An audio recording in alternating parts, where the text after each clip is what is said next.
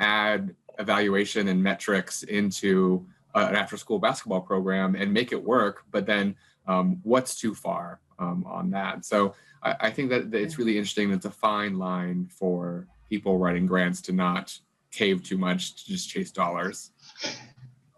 Well, I've also found that depending on the size of the agency, that those chasing dollars is far more prolific than what I'm finding at Habitat is, they strictly have two very specific goals, and that, but they serve different clients. So there's not a whole lot of chasing. It either is sitting in this pot or it's not sitting in that pot.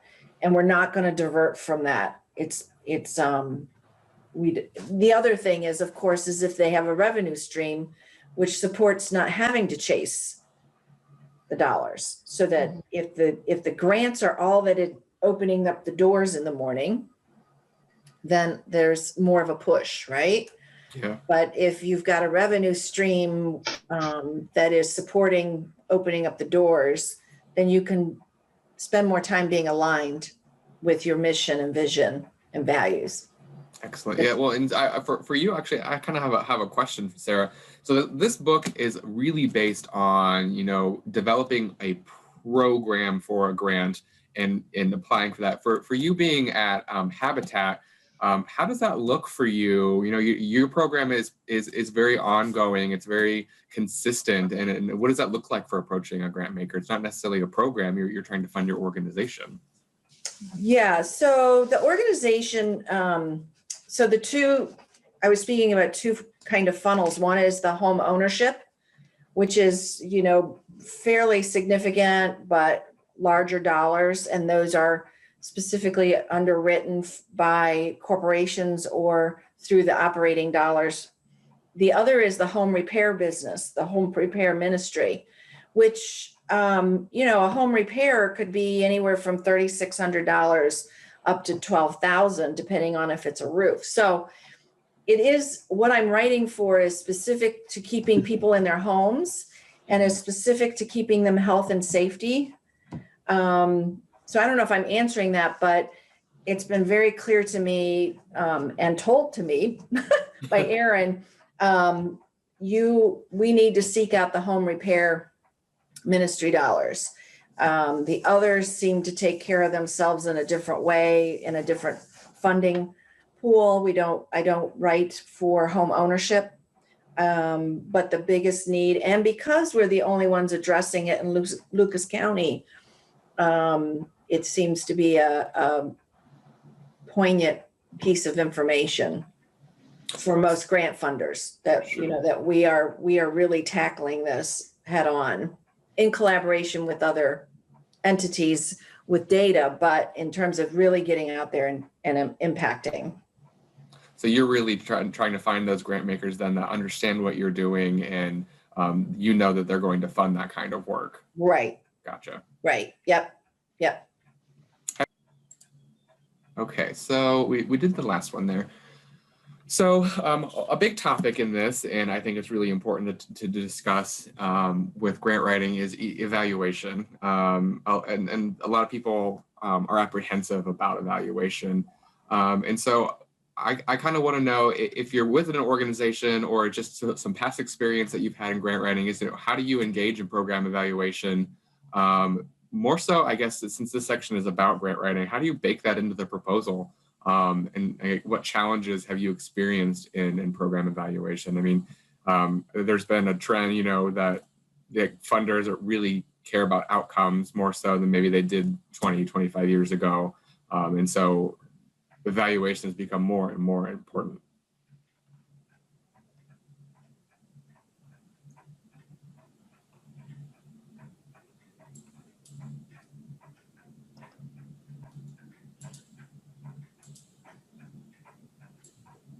I hate to dominate the conversation. That's okay. We have less people than we had last week, so unfortunately, that's okay. Makes the conversation really good and in depth, but don't feel like that at all.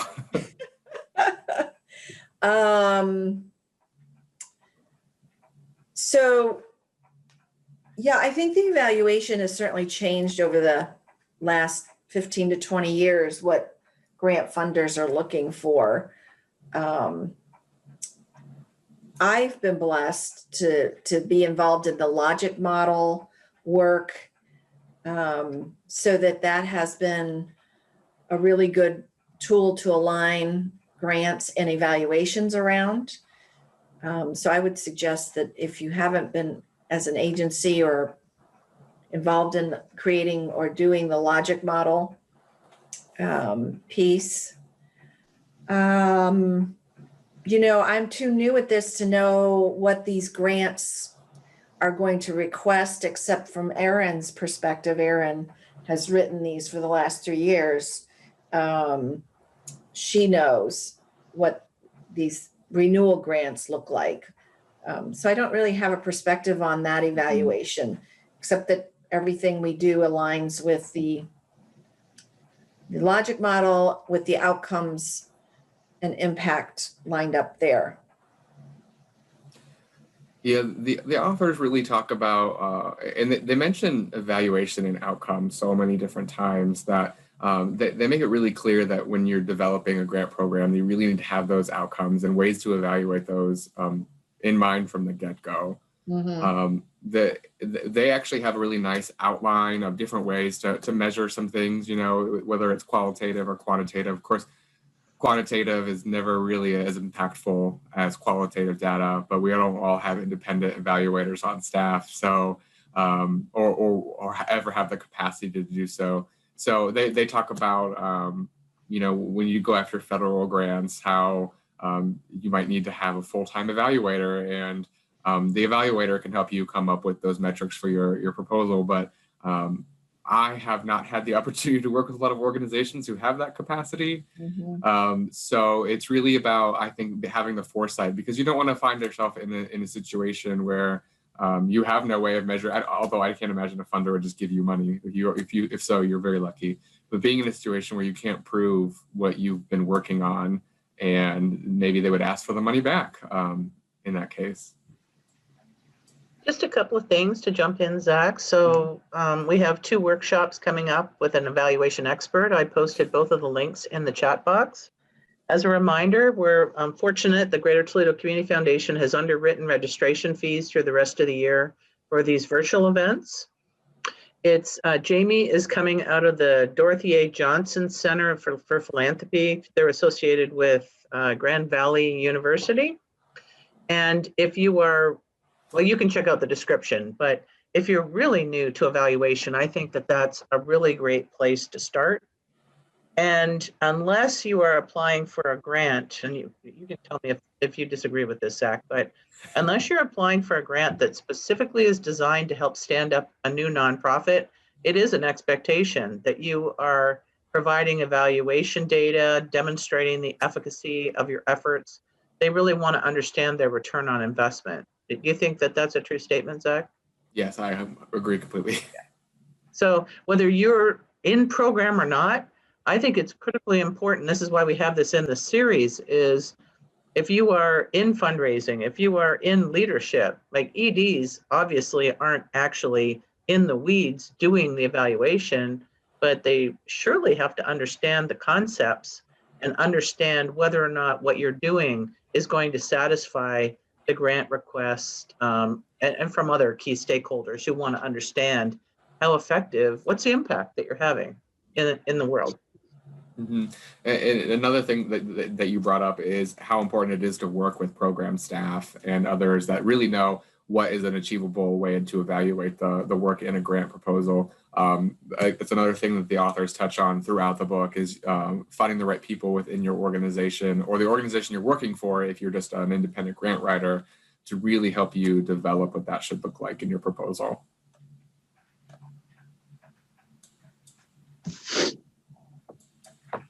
Okay, so the next one, let's see. This is out of lesson 9. So this is, if anyone would want to jump in on this one, discuss how your organization develops a winning program. And so I kind of jumped the gun with this on Sarah, talking about how it's not always about the program. Maybe it's about your organization, or maybe how would you go about creating a winning program? This, I don't know, just knowing kind of the audience here, I don't know if this question really resonates too much, but if you have something, feel free.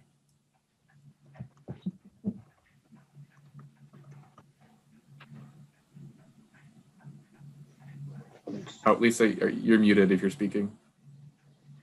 My question would be, are you telling the story about how your program is winning, or are you talking about program development itself?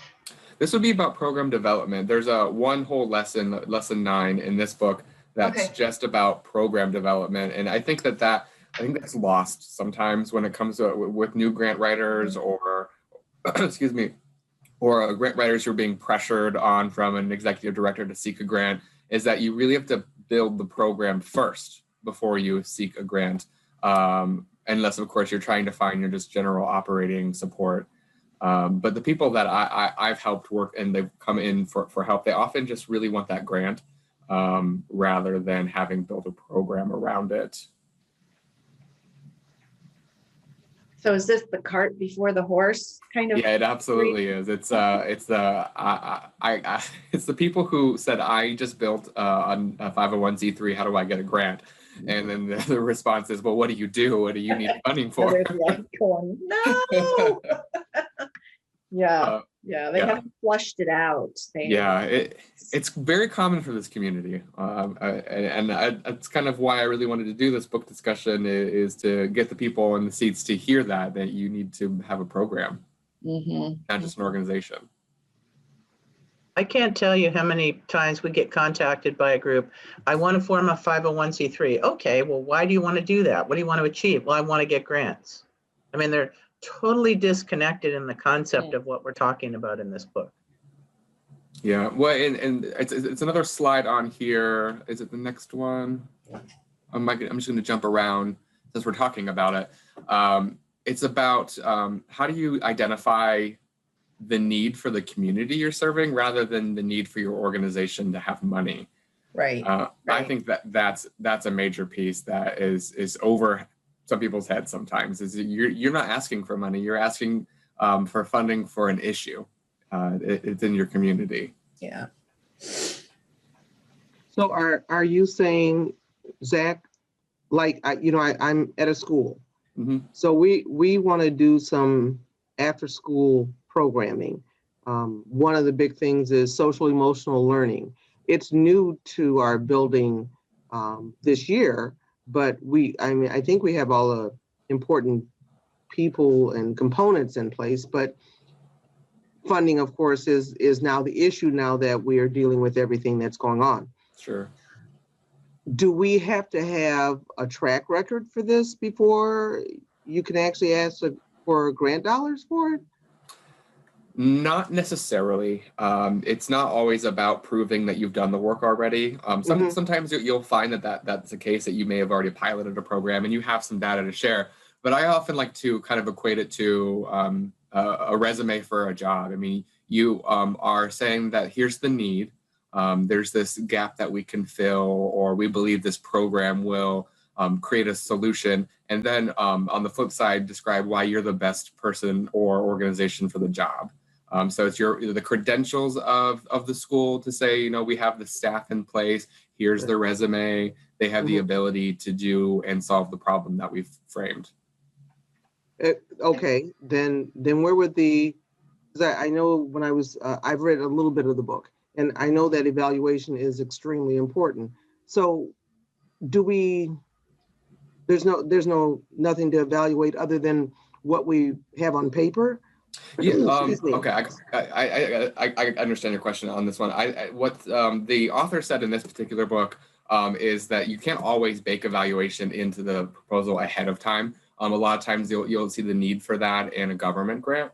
But if it's a new program and it's for foundational support, what you'll often do is just identify the expected outcomes and how you're going to measure them. You don't have to have them ahead of time. Okay.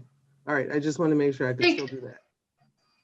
Okay. I think too, for a group such as yourself, that you're providing services and you have found that there are additional needs beyond what you're currently providing. So you have children that are coming to you for, I think you said, an after-school program, but you're finding that their needs are bigger than simply homework help and, let's say, nutrition. Correct. And you are perfectly placed as a provider who's already got relationships with them and time built into their schedule with them to provide these much needed services. Correct. But so, I think you have to build that off the need. And how did you come about the need? Well, we're already providing these services, and maybe some of it's anecdotal, or maybe there's a specific situation that arose. But I think you can base what you've already done, build those foundations, and use those to move into this additional need. Okay.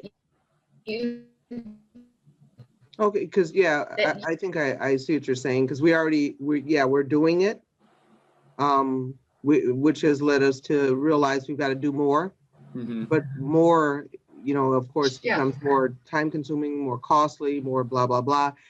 So if we're doing, you might need an expert materials. Yeah. Right. So do we, how do I want to say, because like right now, part of it is put into like the after school homework and so forth that they do. What we really would like is for it to just be its own program, because it's really becoming more, I think we're doing more of that than we are homework and nutrition and all that. Yeah. So we can just show what we have done, even though it's inside those other programs. Yeah, absolutely. Absolutely. And being in a school, you have access to the best data.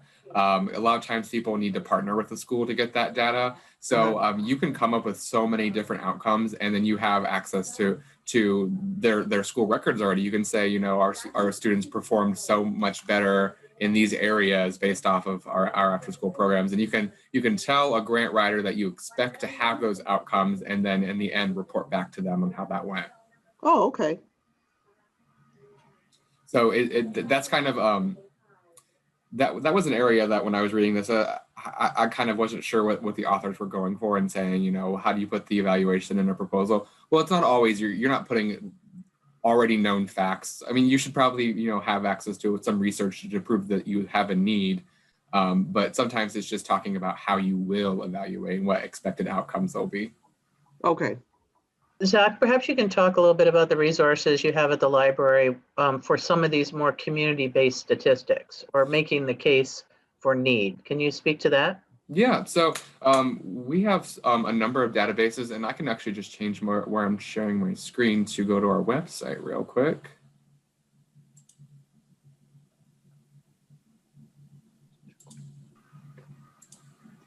So this is the grant and nonprofit support page. It's actually a newer page for us. We used to have this combined with our business page. And we have a number of databases to help you find some statistical pieces to get in a grant report. So I'm going to scroll down to where we have our databases. I'll talk about the maybe Foundation Directory Online in a second when we get to a different question.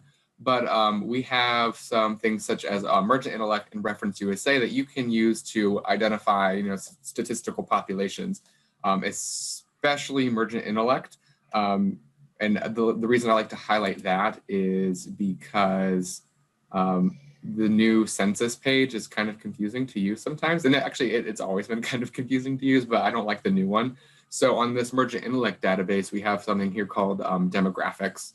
And if you click on that, you can get some really nice PDFs. Let's do 43604 of the census data. So this is for zip code 43604, and you get all of these pieces taken directly from the census, but then you don't have to siphon through all that confusing information. So I can do really quick population facts on this PDF here. Perhaps. It's okay, it's not so important for the example. But we have a number of these databases. And so if you're ever looking for statistical information to identify a need for a population, feel free to reach out to me, and we'll check our databases and see which one might serve the need that you're looking for. So thanks for reminding me on that, Heather. But beyond that, Well, we can years also, ago, It's not that we want to turn everybody into researchers, but if, for example, you're putting in a proposal and you want to talk about, I don't know, kindergarten readiness. Mhm. You know, if you don't have a few statistics demonstrating about the factors that go into kindergarten readiness, they might wonder if you really know that. Even if you know it, have right. you demonstrated it? Or another example, if you want to introduce after-school tutoring, if you don't reference things like Tutor Smart or some of the things that are going on in the community, you might know it, but if you don't demonstrate that you know it and you can't show how you're different or how you're going to augment, for example, what Tutor Smart does, then they might wonder if you know that, if you've done your homework. Well, and beyond just stats, we do have databases for research articles and scholarly articles that are very beneficial too. Sometimes you don't always have a place in an application to provide that. If it's an online application and you're limited to 300 characters, you might not have a place for it. But we have those research databases as well. Okay. Let me go back.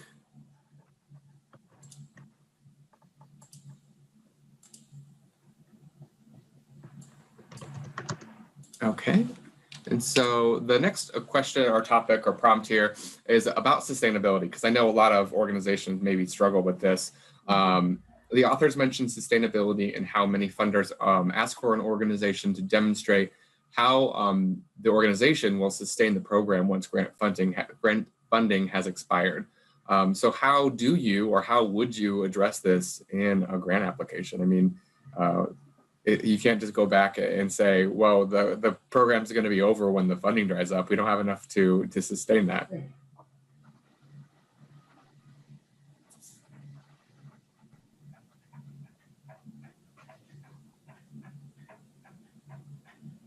Well, part of that I think comes out of knowing,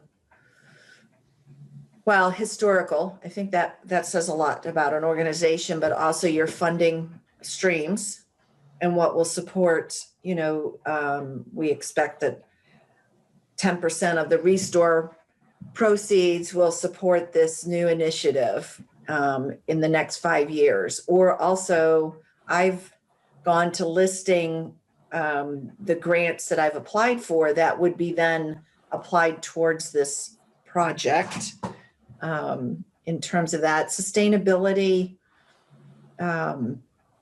is answered, I think, also in terms of, I think grant readers are very smart because they pick up on the length of, like, is it just a flavor of the month or flavor of the year kind of project?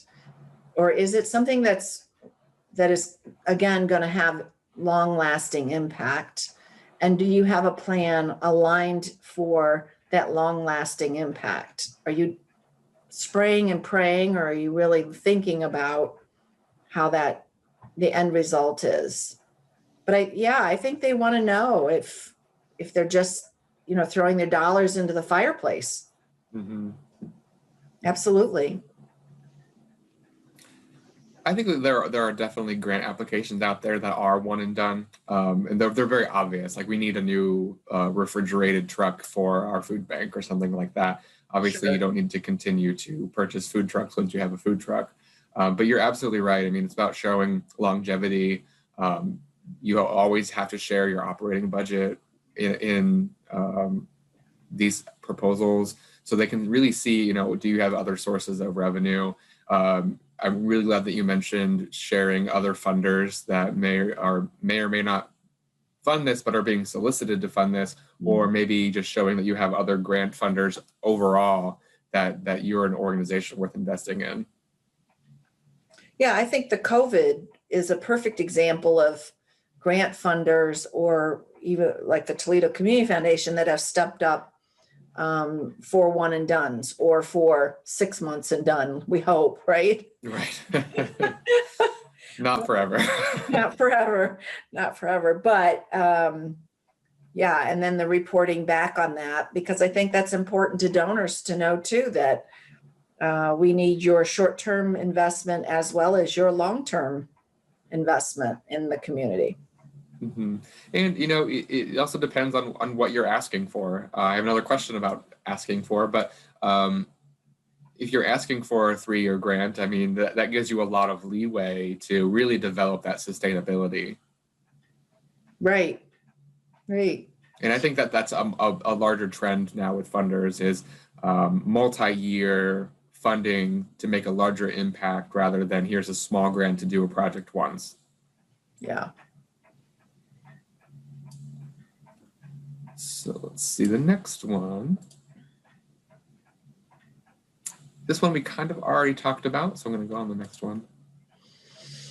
All right, so this is about the ask. So based on what the authors have stated, which is a lot of things, so let me finish the question. What do you feel is appropriate to include, and how much can you ask for in a grant proposal? So they touch on a lot of things in this section, lesson 12, about what you can include or should include in a grant proposal. And the answer is there's no answer. The answer is if you can justify the expense, that you might be able to include it. So it can be a variety of things. But how much do you think you should be able to ask for in a grant proposal? Do you think that you can ask for salaries, supplies, and other overhead like physical space?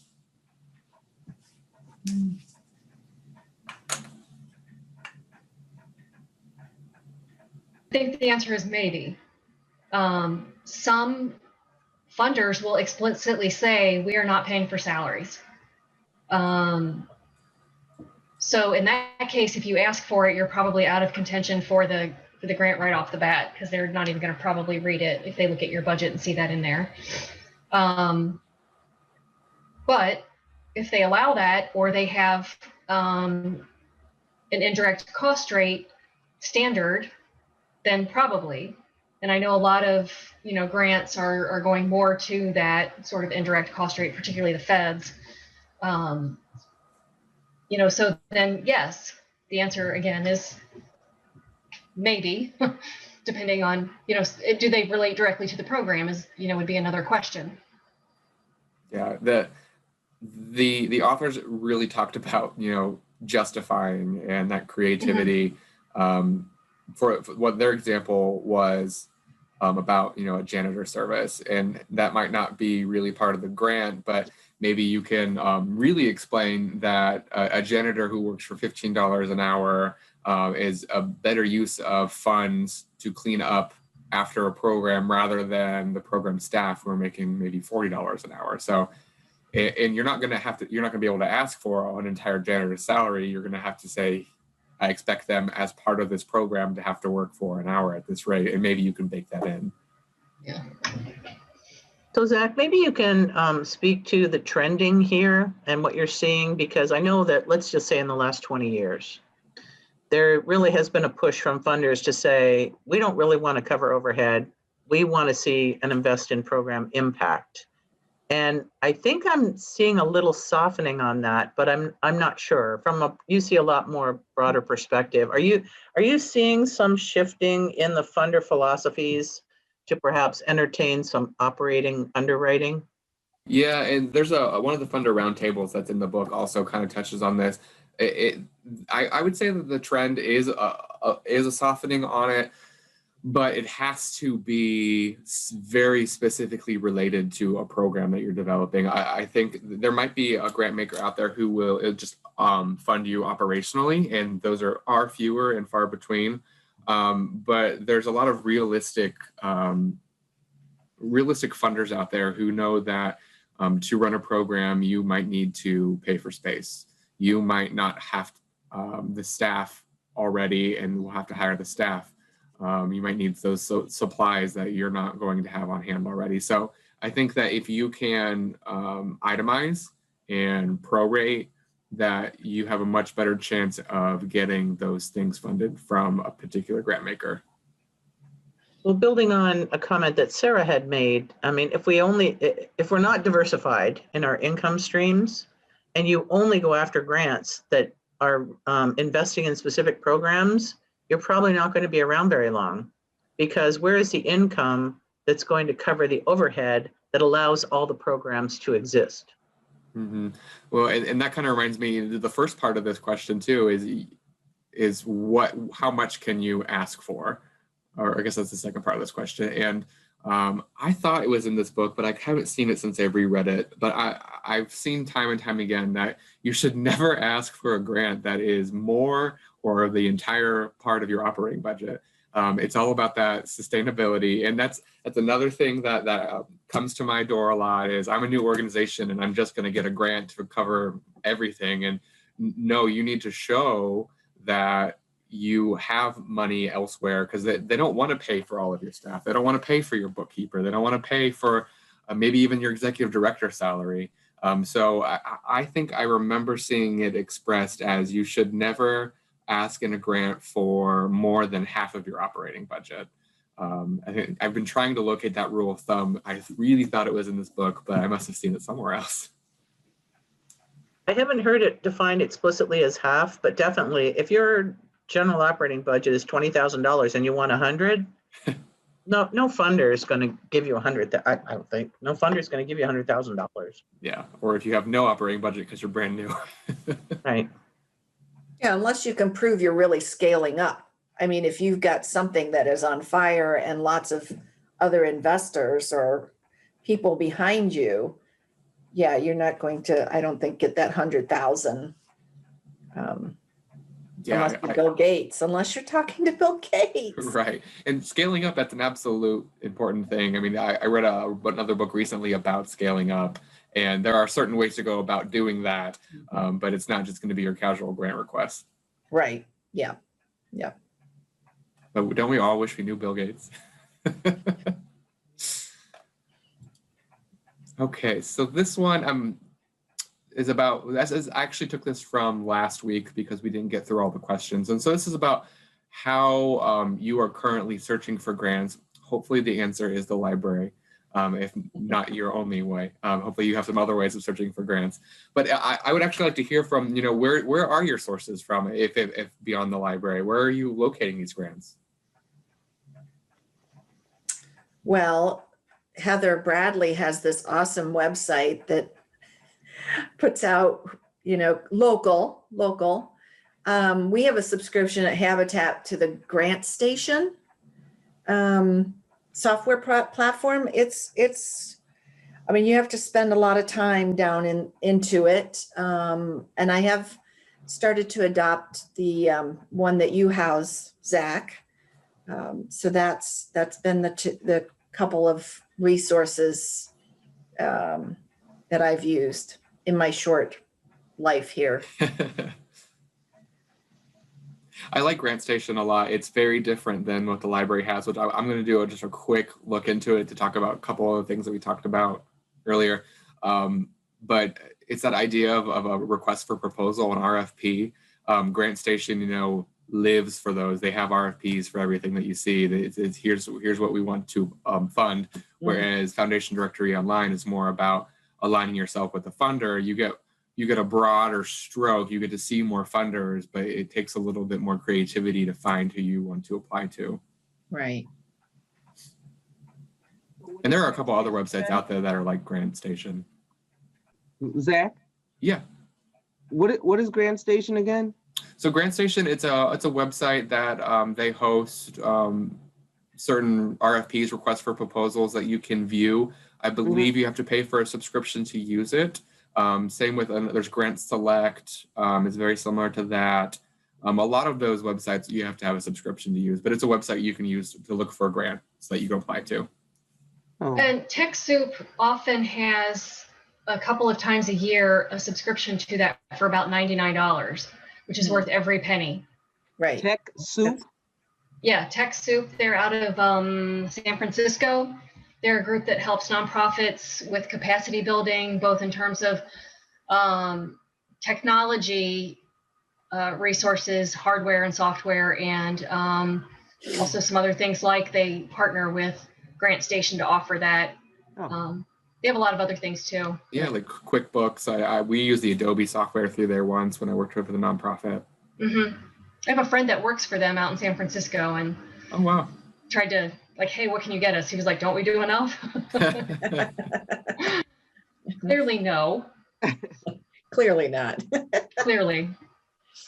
So I will take the opportunity then to show you what we have, especially you, Geraldine. I don't know if we've really got to talk about it too much, but Foundation Directory Online is the subscription the library has. Right. And just to highlight a couple things on there that we discussed and how you can see those in Foundation Directory Online. So this is the version that we have here at the library. It's a Foundation Directory Online Professional. We do have something that you can access off-site until the end of the year because of COVID-19. We're really lucky to use that. It's the essential version. So it has a couple less things on it than this professional version does. Okay. It's very easy to start to use. There's a lot of different advanced things that you can do, and I'm happy to show anybody who's ever interested. I do one-on-one tutorials on this. We have a class coming up. I think it might be linked in here already in the chat. I can't remember. I see you diving deeper as a workshop. Yep. So that's a full workshop on how to use this coming up in a month or so. But if I were to just do a quick search on here, you can just do if I could type after school program in Ohio. I could say Toledo, Ohio if I wanted to, and just do a search there. And so this is pulling from funders who have done that, who funded those things, and it does an autofill already. So we've got out of school learning, elementary and secondary education, human services in Ohio for students and children and youth. I might take human services off actually. But then you can see that it's found over 3,000 grant makers who do that. And when we look at those grant makers, you see that this, actually that was a terrible grant maker to pick to show you. Let me go back. Community foundations are always really skewed on here. Makes you think that they'll fund you, but they only fund their community. So let's do the GE Foundation. And all those things that we've been talking about today, you can see on here. Let me scroll right down to these funding interests. So with this Foundation Directory Online, you're really looking to see what has this foundation funded and does it match my mission and program. And so we talked about support strategies. We talked about does it fund operating support. And so like this GE Foundation does not fund operating support, it looks like. They do curriculum development. They will support individual developments like professional development costs. But you can see then what this funder has funded over time, the subjects that they funded over time, where they funded, those populations. And that gives you a really good idea if it would be a good match for you. And there's so much more information on here that I could spend way too long on. And feel free to send me an email if you ever want to do a session on that. But it's a fantastic database. It just doesn't really live in that RFP space we talked about. It doesn't really have a lot in that traditional request for proposal because less than 1% of foundations actually do a request for a proposal. It's largely going to be government and community foundations that have those, whereas the rest of these foundations don't even have websites to publish an RFP on. So that's the tool that we have. You can get that. We were on this grant page here. You can access the remote version right here, Foundation Directory Online. It will not have past grants or recipient data, but the library at Main Library does have that full version available for use. So you went to this is under research tools, right? Under research tools on the grant and nonprofit page here, up on if you go to services, grant and nonprofit. Okay. All right, got it. While I have just a couple more minutes too, something that I found recently that I wanted to share out is, let me go to my bookmarks, if I remember where my bookmarks are. It's this called Grantmakers Io. It's essentially a free version of what Foundation Directory Online does. It's just not as robust. So this is, it pulls from 990s, and I've actually really impressed with it.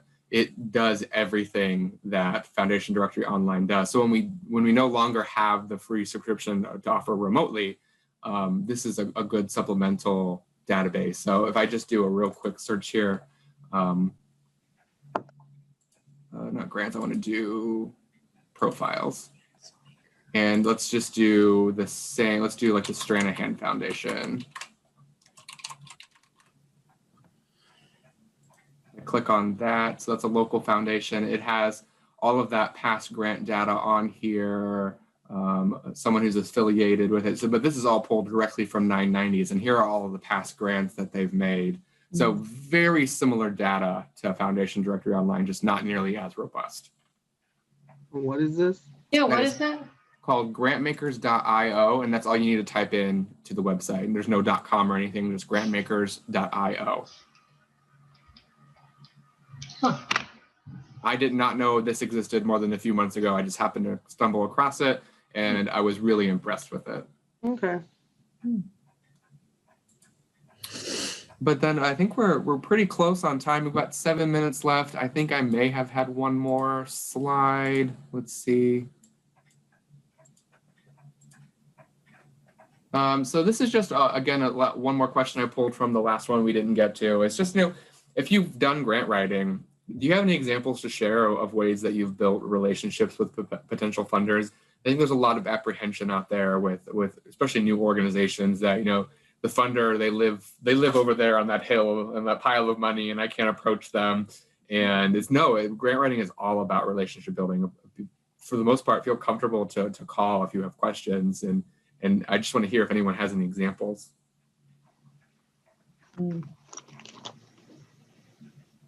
If not, it's okay. Then I just encourage you to feel free to make relationships with grant makers. There have been times where I've sent emails just to get my foot in the door.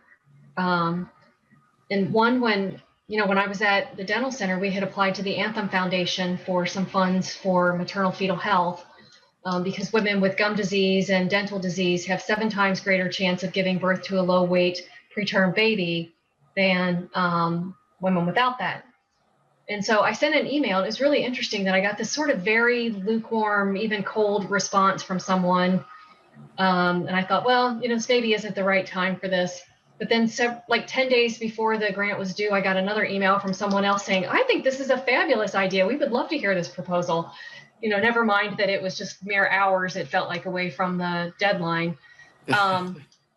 But we were funded. I mean, they gave us 50 grand over, for 2 consecutive years. But, I think we would not have had that without that very simple email. Mm-hmm. And I think submitting a blind application may not have gotten us the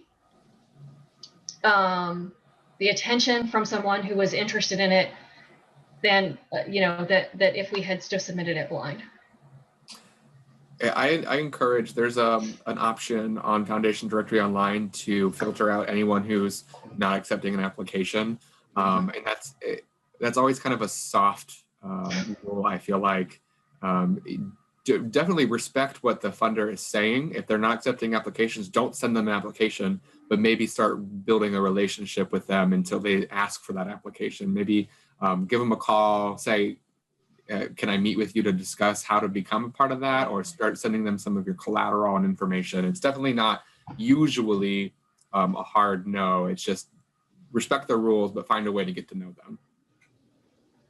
One of the things that I would suggest that we did at the dental center, and it was actually an endeavor for the state capital planning grant, which we didn't end up getting for any number of reasons, but invite every legislator that covers your area through your doors and help them know what it is that you do, because they know everyone. They are the movers and shakers. They talk to people, they talk to everyone in their community.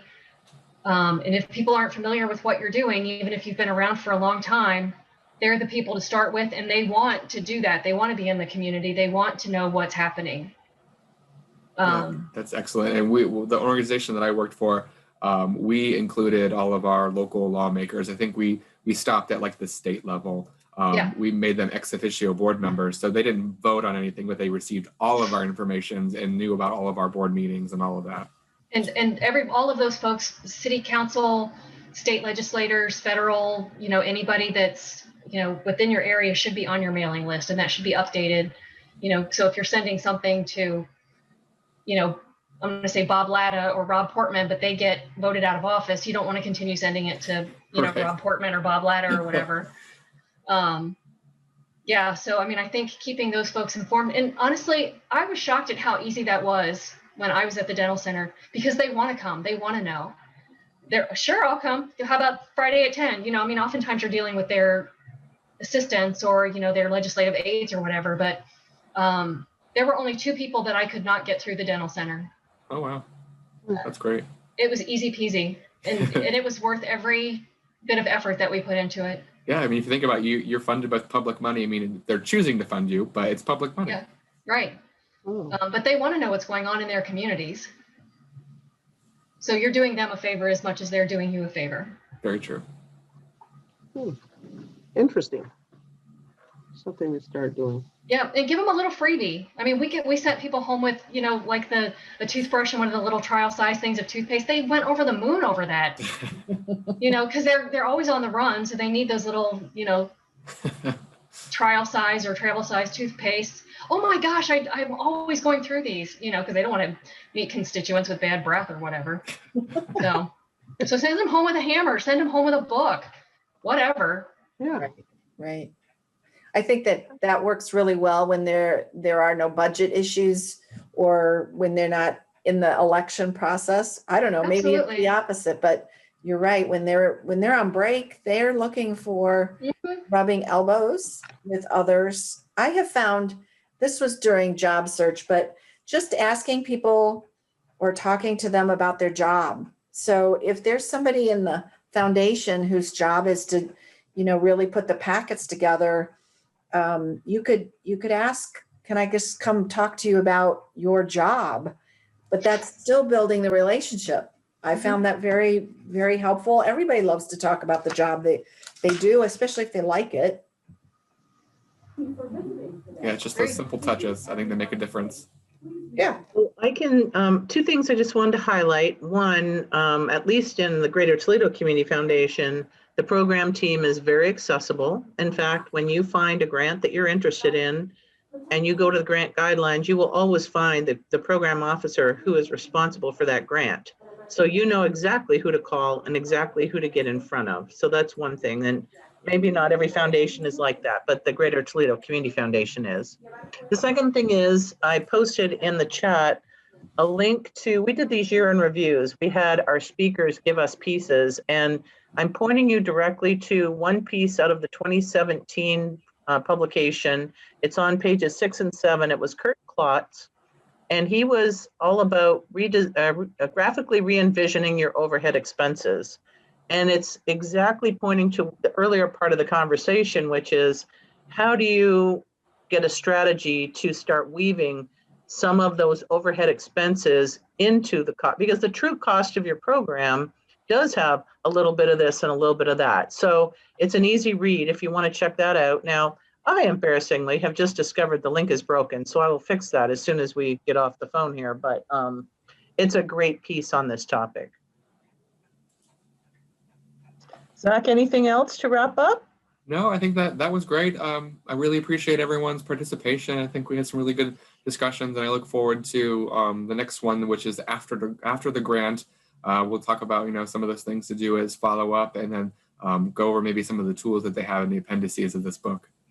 Great. So thanks, Zach, for hosting. If you're interested, we'll see you 2 weeks from today, and hope everybody has a great week.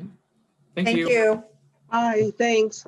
Thanks. If you're in town, give me a holler, Zach. Okay, I will. Thank you. Uh-huh. Bye, everyone. Bye. So Heather, if you have some moment, Have what? you have a moment to stay on. I do. Yep. I might encourage Zachary to come back in. He might have left.